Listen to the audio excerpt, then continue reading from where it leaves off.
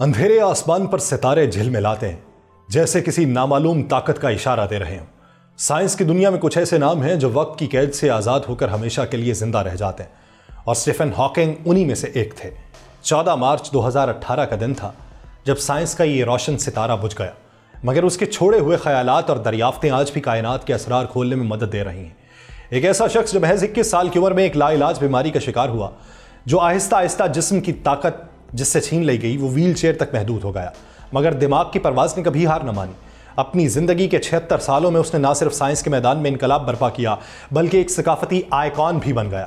اس کی لکھی ہوئی کتابیں، دستاویزی فلمیں، ٹی وی شوز اور حتیٰ کہ فلموں میں اس کی شرکت نے اسے سائنس سے کہیں بڑھ کر ایک تحریک بنا دیا۔ مگر اگر آپ سوچیں کہ وہ صرف اپنی سائنسی کامیابیوں کے لیے یاد رکھے جانا چاہتے تھے تو شاید آپ غلط ہوں۔ وہ ایک خاص نظریے کو اپنا سب سے بڑا کارنامہ سمجھتا تھا، اور یہی وجہ تھی کہ اس کا فارمولا اس کی قبر کے کتبے پر کندہ کیا گیا۔ ویسٹ منسٹر ایبے، جہاں وقت کے عظیم سائنٹسٹ نیوٹن اور چارلس ڈارون ابدی نیند سو رہے ہیں، وہیں چند قدم کے فاصلے پر اسٹیفن ہاکنگ کی قبر بھی ہے۔ گویا وہ ہمیشہ ان ذہین دماغوں کے درمیان رہا، وہاں جہاں وہ اپنی زندگی بھر کی تحقیق میں رہا کرتا تھا، کائنات کے رازوں میں، بلیک ہولز کی گہرائی میں اور وقت کے پیچیدہ چال میں۔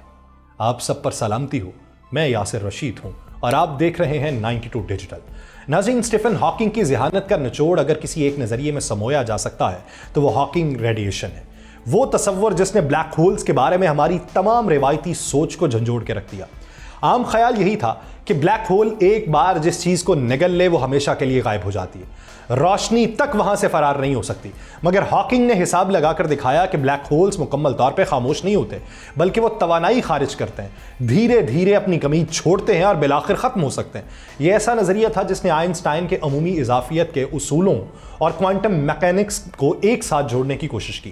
ایسا امتزاج جسے آج بھی جدید طبیعت کا سب سے بڑا چیلنج سمجھا جاتا ہے۔ یہی وجہ ہے کہ اس کی وفات کو ساتھ ساتھ گزر جانے کے باوجود ناسا اور سرن جیسے بڑے تحقیقی ادارے اس پراسرار ریڈیشن کے تلاش میں لگے ہوئے ہیں۔ اگر ہاکنگ ریڈیشن براہ راست دریافت ہو جائے تو یہ بلیک ہولز کو سمجھنے میں ایک عظیم سنگ میل ہوگا، اور شاید وقت و مکان کی بنیادی حقیقتوں پر بھی روشنی ڈال سکے۔ یعنی اسٹیفن ہاکنگ آج بھی وہ کام کر رہا ہے جو اس نے اپنی زندگی میں کیا تھا، سائنٹسٹ کو سوچنے پر مجبور کرنا اور کائنات کے سب سے پیچیدہ رازوں کی گرہیں کھولنا۔ یہ ایک عجیب و غریب تصور تھا، ایک ایسا خیال جو طبیعت کے روایتی اصولوں سے متصادم لگتا تھا۔ بلیک ہولز جنہیں ہمیشہ روشنی اور مادے کو نگلنے والا محیب خلا سمجھا جاتا تھا، وہ در حقیقت توانائی خارج کر سکتے ہیں؟ ایک اہم سوال تھا۔ جب اسٹیفن ہاکنگ نے 1974 میں یہ دعویٰ کیا کہ بلیک ہولز مکمل طور پہ سیاہ نہیں ہیں بلکہ ایک نہایت مخصوص قسم کی روشنی جسے ہاکنگ ریڈیشن کہا جاتا ہے خارج کرتے ہیں، تو سائنس کی دنیا میں ہلچل مچی۔ اگر یہ سچ تھا تو اس کا مطلب تھا کہ بلیک ہولز لامحدود نہیں ہے بلکہ آہستہ آہستہ بخارات کی مانند ختم ہو سکتے ہیں۔ یہی نظریہ آج بھی اس کے نام کو زندہ رکھے ہوئے، یہاں تک کہ اس کی قبر کے کتبے پر بھی وہی مساوات کندہ کی گئی ہے، ایک ایسا گہرا نشان جو سائنس کی تاریخ میں ہمیشہ رہے گا۔ ویسٹ منسٹر ایبے، جہاں آئزک نیوٹن اور چارلس ڈارون جیسے بڑے دماغ دفن ہیں، وہ سلیٹی رنگ کی پتھر کی تختی آج بھی موجود ہے جس پر یہ مختصر مگر زبردست علامت کندہ ہیں، بیضوی دائرے اور وہ مختصر فارمولا۔ یہ سب کچھ ایک ایسی دریافت کی یاد دلاتے ہیں جس نے نہ صرف بلیک ہولز کی فزکس بدلی بلکہ ہماری کائنات کے فہم کو بھی ہمیشہ کے لیے تبدیل کر دیا۔ دلچسپ بات یہ ہے کہ اس نظریے نے نہ صرف اسٹیفن ہاکنگ کو سائنسی برادری میں ہمیشہ کے لیے امر کیا بلکہ اس نے خود ہاکنگ کو بھی مزید جستجو پر مجبور کیا۔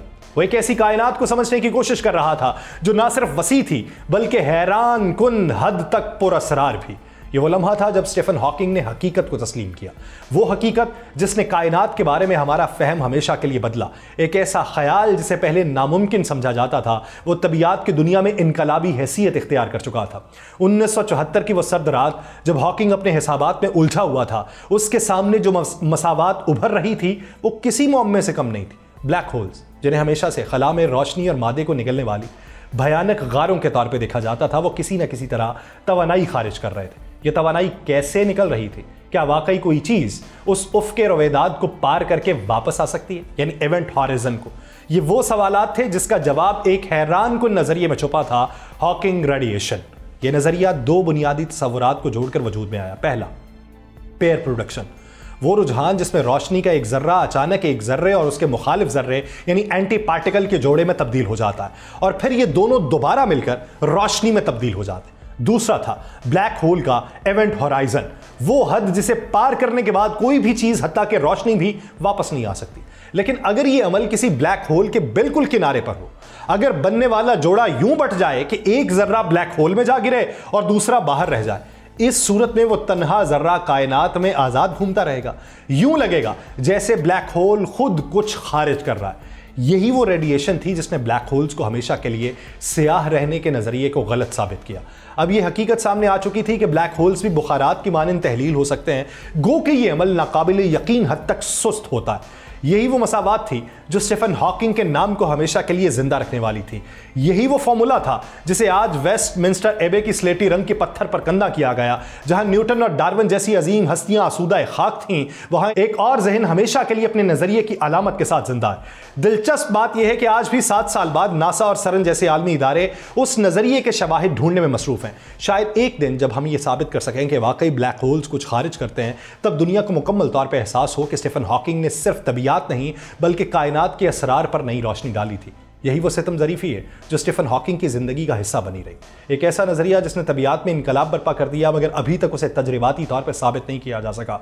हॉकिंग रेडिएशन की सबसे हैरानकुन पेशगोई ये थी कि ब्लैक होल्स हमेशा के लिए नहीं रहते, बल्कि बतदरीज अपनी तवानाई खोते हुए बेलाखिर ख़त्म हो जाते हैं।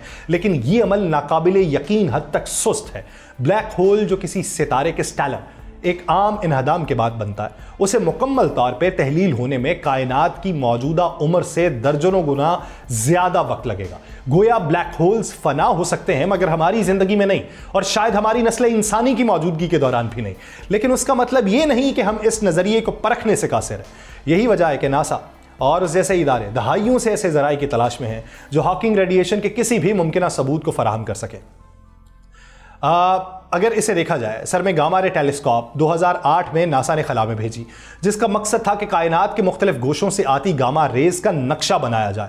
अगर छोटे ब्लैक होल्स वाकई बुखारात बन रहे हैं तो वो गामा रेज के एक मखसूस सिग्नल छोड़ेंगे जिसे ये टेलीस्कोप शनाख्त कर सकती है। इसके अलावा यूरोप में सर्न के साइंटिस्ट लार्ज और हेड्रॉन कोलाइडर्स के जरिए ऐसी छोटी मगर इंतहाई ताकतवर जो माइक्रो ब्लैक होल्स के बनने का सबब पैदा कर रही थी, उन्होंने टकराया तो उससे ये मालूम पड़ा कि ये ब्लैक होल्स आर्जी तौर पर वजूद में आते हैं जो इन्हें फ़ौरन हॉकिंग रेडिएशन खारिज करके तहलील होना चाहिए, जिसके निशानात डिटेक्टर में नज़र आ सकते हैं। लेकिन 50 साल बाद भी ना नासा ना ही सरन हॉकिंग रेडिएशन को बराह रास्त देखने में कामयाब हो सके। ये वो हकीकत है जो एक अजीम साइंसी मुअम्मा बनी हुई है। शायद इसी वजह से स्टीफन हॉकिंग ने एक बार मजाक में ये कहा था कि ये वाकई अफसोस की बात है, क्योंकि अगर वो इसे ढूंढ लेते तो मैं नोबेल इनाम जीत चुका होता। ये अल्फाज हॉल में मौजूद सामीन के लिए तफरीक का बायस थे, मगर इस जुमले के पीछे एक हकीकत थी। साइंस में नोबेल इनाम सिर्फ उन नज़रियात को मिलता है जो तजरिबाती तौर पर साबित हो चुके हों। हॉकिंग ने एक ऐसा नज़रिया दिया जो तबियात की सबसे बड़ी पहेलियों में से एक है, मगर वो खुद अपनी ज़िंदगी में से साबित होता ना देख सका। अब सवाल यह है कि क्या आने वाले बरसों में हम वो लम्हा देख सकेंगे जब हॉकिंग रेडिएशन का मुशाहिदा मुमकिन हो, या ये नज़रिया हमेशा एक मफरूज़ा ही रहेगा। अगर कभी ऐसा दिन आया जब हॉकिंग रेडिएशन का बराह रास्त मुशाहिदा हुआ, तो शायद ये ना सिर्फ तबियात में एक नए दौर की शुरुआत हो, बल्कि एक ताख़ीर शुदा मगर मुस्तहिक नोबेल इनाम के दरवाज़ा भी खोल दे, खा वो उस शख्स के लिए हो जो इस नज़रिए का बानी था, या उन साइंसदानों के लिए जो इसकी तस्दीक करेंगे। मुझे दीजिए इजाज़त। अल्लाह निगहबान।